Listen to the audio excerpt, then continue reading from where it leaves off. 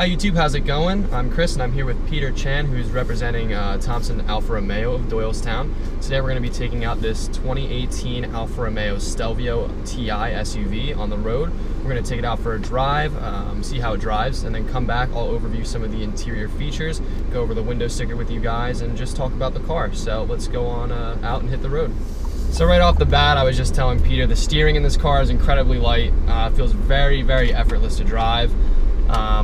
So if you're someone who's going to be doing or purchasing this car as a daily driver, it's very comfortable. The seats are they're very wide, they're very cushioned, they're very comfortable, and like I said, the steering very easy. So you can definitely take this on a long drive, no doubt.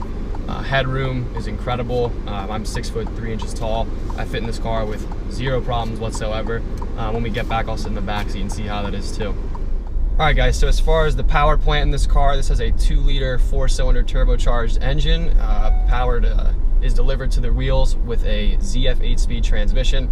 It's one of the more common transmissions now in luxury cars. Shifts very smooth, fairly quick, and very reliable as well. Peter, do you know how much power this engine is making? 280. Okay, 280 horsepower. So that's like just that's a perfect amount for one of these cars. So you know, it's not like a massive SUV. This is more of like a crossover, I'd say, right? Mm-hmm. So I think that's a perfect size engine for this car. If you want something with more power, I'm sure the Quadrifoglio edition will be coming over. That will be coming out. Okay, so yeah, that'll be like the full 505 horsepower engine. Right. So that'll be crazy if you're someone who's more into the sort of sporty, exotic cars. All right, guys, we're about to hit the highway. So we were just cruising in normal mode. I'm gonna put it in dynamic, get a little bit more sportiness out of it, and we'll do a little on-ramp pull here. Oh, definitely much touchier throttle. Shifts are really quick. That's sort of surprising to see in an SUV. You know, like I'm not very used to that when I drive SUVs. You know, you expect sort of a sluggish shift. So the ZF8 is really good. And it's definitely a peppy motor, no doubt. For being a 4-cylinder, it definitely feels like it's got some oomph to it. And in dynamic mode, you know, you can sort of hear it. It revs a little bit higher, definitely. And the throttle much touchier. So if you really want to have some fun, or you know, if you just are looking to drive a little bit faster than usual, you can sort of put it in dynamic and just go right on your way. And cruising on the highway right now, you know, road noise is not anything major. I mean, it's what you'd expect in the 2018 car. You know, you're not going to be hearing like ridiculous loud noise. You know, it's very quiet in here. As far as the bumps in the road, you know, everything's fine. We're not on the nicest highway right now. There's definitely some bumps, and you know, nothing major. Everything's going very well. And of course, we are in dynamic mode, so I'm sure that stiffens things up a little bit. Correct. So if you're in normal mode, or you know, you're just cruising, I'm sure it's even fluffier of a ride. So that's nice. Yeah, buddy. Take this curve a little harder and you'll see the difference on the drive. Again, no body roll. Yeah. Very solid. Oh yeah, definitely. You can sort of feel it like resisting the roll. It gets up to speed really quick. I mean, this is definitely this is a crossover vehicle with a 4-cylinder, and you know, it's great. And I'm sure the fuel economy is fantastic too, right? Yep. What does it get city and highway about? Again, what is stating, and depending on your driving, you're looking at an average about 26 on it. You can get up to 31. Oh wow, awesome. Yeah, so it all depends on the driver. Yeah, that's great. That's great. Yeah, conditions, road weather, so. Perfect.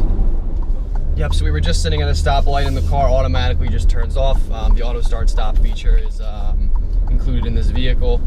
This one also has the driver assistance package, so you know, lane change warning, and you know, what is it, the adaptive cruise control. Yep. Okay, so it has that as well. And so right here we're just cruising in normal, just coasting onto the highway. You know, like, it's very effortless, very easy to drive. So honestly, this is like a perfect just like family vehicle.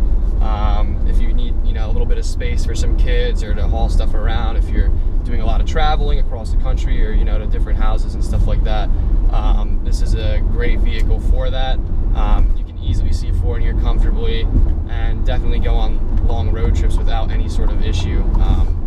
I'd see no reason for that. And I'm assuming they have all-wheel drive for some of these, or is that an option? Yeah, it is all of them? Yep. Okay, there you go. So if you're in the Northeast, where we get hit with the crazy winters, you'll have no issue driving around.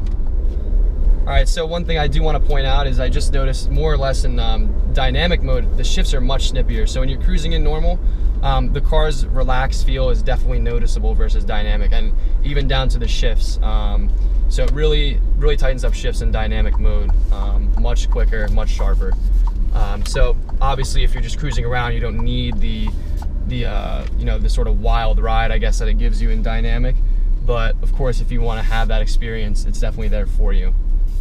All right, guys, so we're back here at the dealership. I'm gonna go over the interior a little bit. Let me just say, the car is definitely very impressive as far as the driving aspect goes. Like I said, it is pleasantly performs very well, and it was a very nice car to drive. Comfortable, very good headroom, very easy to drive, and of course, when you put in dynamic, you get that definitely tightens everything up, makes everything a little bit quicker and snippier. So that's nice to see in this car. All right, so looking across the dash, you may see some familiarities with the Quadrifoglio review I did back over the winter, and that is because this is essentially the same layout in the interior of the Quadrifoglio. So they kept it the same, and this was a layout, if you remember, that I really liked. It's very intuitive, it's clean, it's simple. So like over here in this area, you have 4 things. You have your shifter, driving modes, some music controls, and then the entire entertainment system controls with just 2 buttons on the side. So that's not even, everything looks very sleek, contained. Most modern cars nowadays, they have buttons everywhere, and it's just kind of a mess. You have some redundancies with buttons here and there and on the wheels. So this is very clean, it's minimalist, and I like that they did that because, you know, some of the more modern cars just have buttons, you know, all over the place, and this just has, you know, this center here. You have the climate control just contained here, and then the wheels on the steering wheel. So everything is very clean and very organized in this car. Good job, Alfa Romeo, on doing that. So let's start here at the steering wheel. This is basically like the Quadrifoglio or the Giulia steering wheel. This one is full leather wrapped. It is a heated steering wheel as well. It feels great in the hands. You have a little bit of a bolstering up here at the top, and you know, it feels really nice. You have a good grip on it. Over here, down at the this corner right here, you have the engine start and stop. You have here some cruise control and the driver assist settings. So you have the lane keep and the adaptive cruise control. Over here, you have some hands-free and some radio controls. And that's it for the steering wheel. It's very simple. Up here on the dash, you can see this is a really good layout. I like this layout a lot. You still have the analog gauges, so your RPM and your miles per hour gauge right there. In the center is your media screen, so you have a digital miles per hour. You can see some radio information. You have the lights turned on to auto. It's in park. You know, your direction you're heading, temperature, mileage left in the tank. So it's some nice little information there. And of course, you have like the traditional analogs on the side, and those gauges are flanked by a fuel gauge, which is a a nice LED digital indicator right there on the side. And over here, you have engine temperature gauge. So nice, again, very easy to understand layout. You have the furthest out layers are just like some information. You have the fuel and the temperature, then you have your analog gauges, and then in the center you have your nice digital layout. Very clean setup, like that a lot. Over here on the door, you see you have your door locks. Over here you have auto start and stop. You can turn that off, and the parking sensors, you can turn those off. There's your headlight controls, you know, very simple to use, as you'd expect. You pretty much just dial it to whatever setting you need, and you can turn the fogs on and off manually. Window switches on the door, again, very simple, so nothing out of the ordinary there. You have your trunk release right there, which is nice. I actually like that a lot, being there, because a lot of times they'll put it down on the floor, or they'll put a button here. This is like pretty obviously in plain sight. You know, you just go for your windows, and then you just see trunk is right there. And it's not like anywhere near the windows where you would accidentally touch it or anything. It's just kind of kept up there, but still in plain sight. Good job on doing that design-wise. Here you have your seat settings, so your seat memory positions. You can set those. Over here you have your climate control.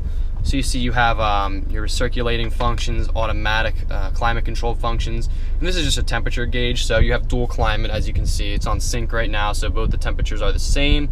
Right here in the center button, you have the AC. You can turn on the actual air conditioning itself and make the air cold. You can adjust the actual fan speed with this knob. Right here, you choose where the air is going. You have heated seats, heated steering wheel, your window defrost, rear defrost. Your passenger can control where the air is going for them, and then their seat controls as well. Down here in the center, you have a little 12-volt plug and then USB port, which is great. Obviously, most modern devices, they use USB cables to transfer data, so you can just hook your phone up and play your music. With that, we'll segue here into the multimedia section. So you'll see here, you can basically control everything with this giant knob. So menu is sort of like, takes you to your home screen here. So you can see you have the options here are radio, media, phone, car, and settings. So if you go to radio and you just tap on this button, so if you see I'm just by scrolling this wheel, if I just scroll it like this, that's how it moves the menu. If you go here and you tap on it, if you just click down, so you just go here on radio, click down on the button, you're in the radio menu now. And again, same scrolling function applies. So you can go through a search here, and you can seek different stations. So you can see as I scroll the wheel counterclockwise, it goes back down, and you can basically pick different stations. So very intuitive and easy to use. And then you can just go back by clicking over to the left, and it'll take you back to the previous screen. All right, so there you go. You can choose like Sirius and AM and FM and stuff like that. For media, this is where you would hook up your phone. Again, with the USB port or through Bluetooth, you would just hook your phone up and connect your phone and play your music. Phone, same thing. You just connect your phone and you can do all the hands-free options.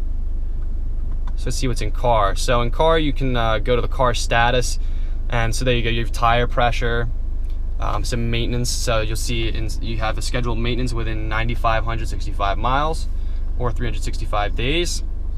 Oil level, so you can check that, which is really nice. Efficient drive in here, so you have some information about your driving and some patterns as far as how you're actually driving. If you go back here, you have a user's manual, so I mean nothing that anyone's really going to use, to be honest. And then over here, your compass, so you can just see which way you're headed or what direction you're going. If we go back, and then settings in here, so you can just turn on like little settings, so you can change, you know, when like headlight sensitivity, headlight off delay, flashlights with locks, so just little things like that.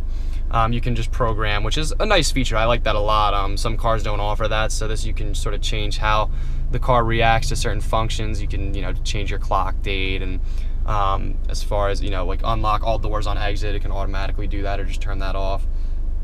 So as you can see, there's a lot of different little features in here you can customize as far as the car's system. So that's really nice. Right here, the seats, you can see very nice leather seat.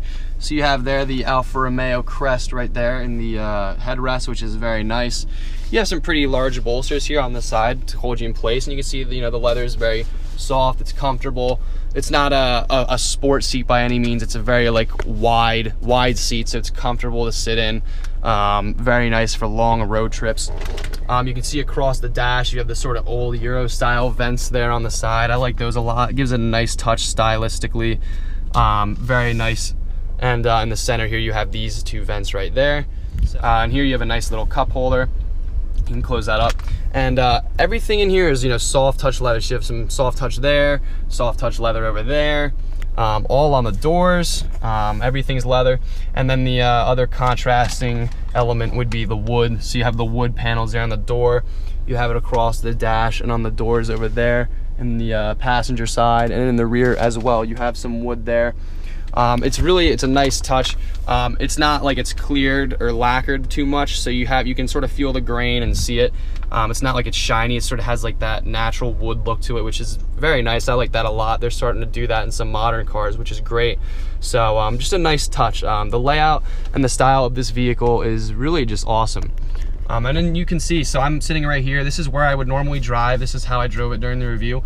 I mean, my head is really far from the ceiling, and I'm like, I don't feel any need to raise my seat any higher. So the headroom in this car is great. I mean, the roof is really high, and it's awesome. So let's go take a look at the back seat and see how I fit in there.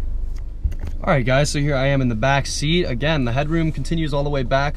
Not as ridiculously high as that in the front, the roof-wise, but I still have plenty of headroom, and I don't feel like I'm gonna smash my head into the ceiling if we hit any bumps. So, and again, the seats back here, very comfortable. It's the same, you know, sort of wide layout, you know, nice soft leather, and it's very comfortable. So, and then right here in the center, you have a nice little armrest with the cup holders. Right down here, you have your climate center, so that's really good. So rear passengers get climate. And then all the way down here, you have two USB ports for some kids in the back or anyone in the back that wants to charge their phone. They can go ahead and do that. And then of course over here, your window switch. You have a nice little cup holder area on the side door here. And then your door locks control right there. So very nice layout back here, very comfortable.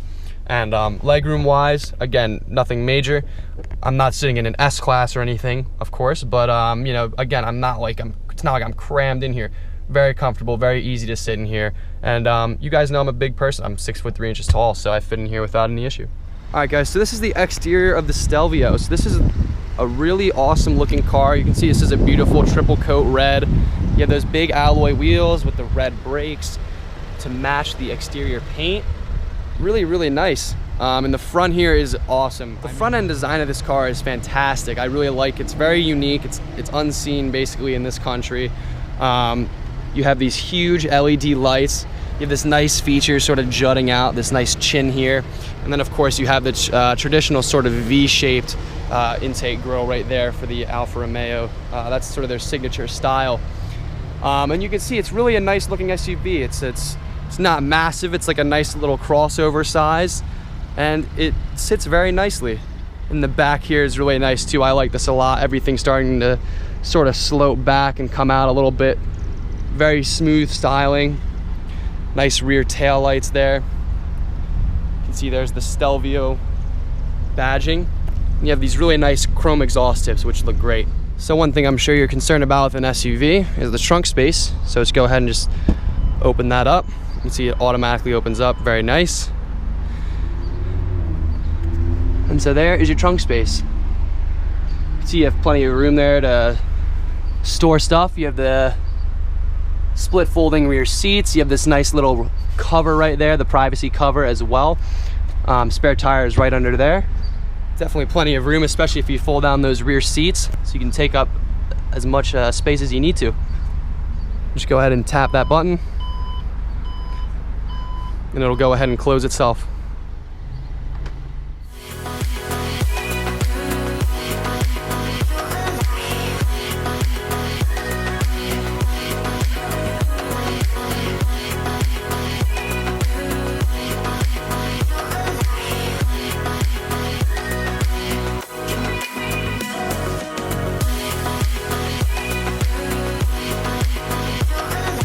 Guys, so let's break down the numbers here. So this is a 2018 Alfa Romeo Stelvio TI with all-wheel drive.